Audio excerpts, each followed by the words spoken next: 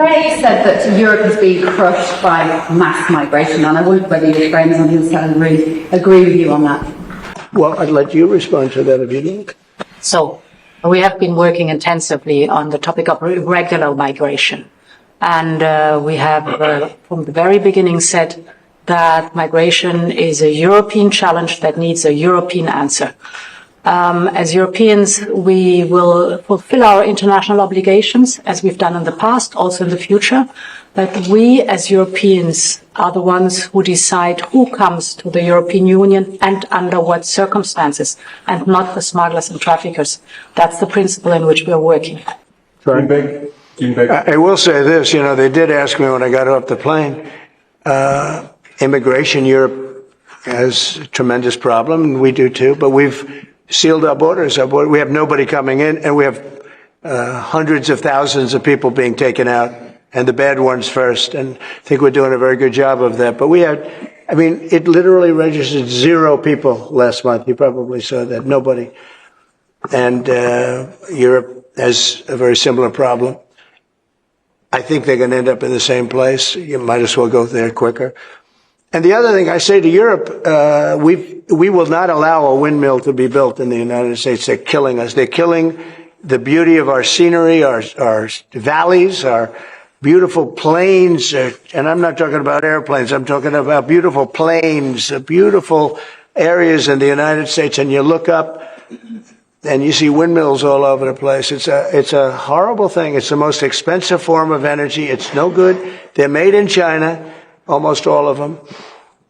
When they start to rust and rot in 8 years, you can't really turn them off. You can't bury them. They won't let you bury the propellers, the props, because there's a certain type of fiber that doesn't go well with the land. That's what they say. The environmentalists say you can't bury them because the fiber doesn't go well with the land. In other words, if you bury it, it will harm our soil. The whole thing is a con job. It's very expensive. And in all fairness, Germany tried it, and wind doesn't work. You need subsidy for wind, and energy should not need subsidy. With energy, you make money. You don't lose money. But more important than that is it ruins the landscape. It kills the birds. They're noisy. You have a certain place in the Massachusetts area that over the last 20 years had 1 or 2 whales wash ashore. In a recent and widely shared moment, European Commission President Ursula von der Leyen found herself visibly unsure of how to react when U.S. President Donald Trump made a flamboyant, unscripted remark during a public engagement. The scene, captured on video and circulated across social media, showed Trump referring to himself in a dominant, almost paternalistic manner. Some sources claim he jokingly called himself Daddy in relation to Europe, while standing alongside von der Leyen.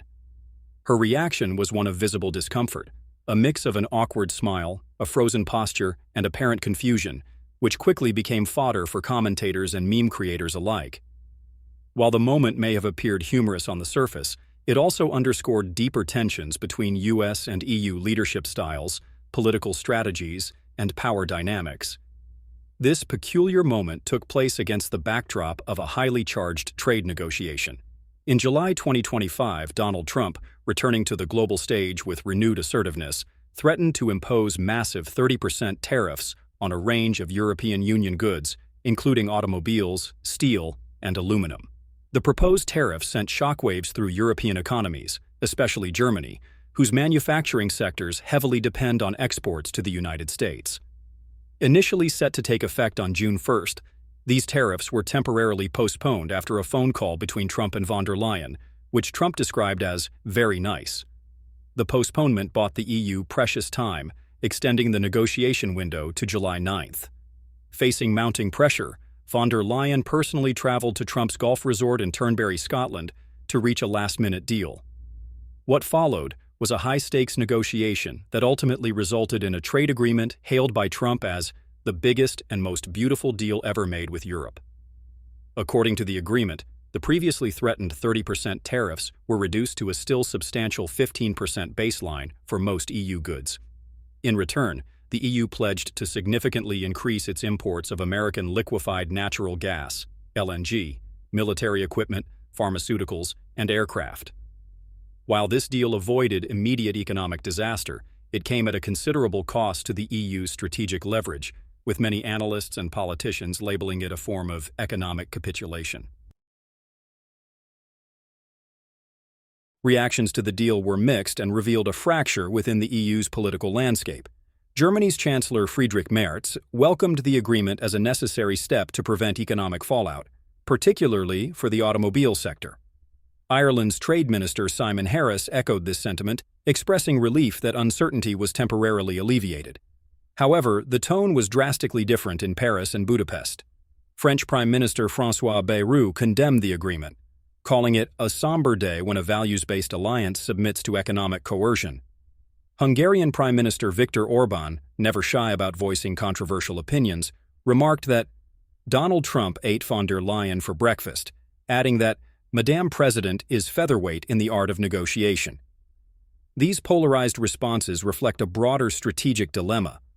While some EU member states prioritize immediate economic stability, others see the long-term sovereignty and credibility of the Union as being compromised.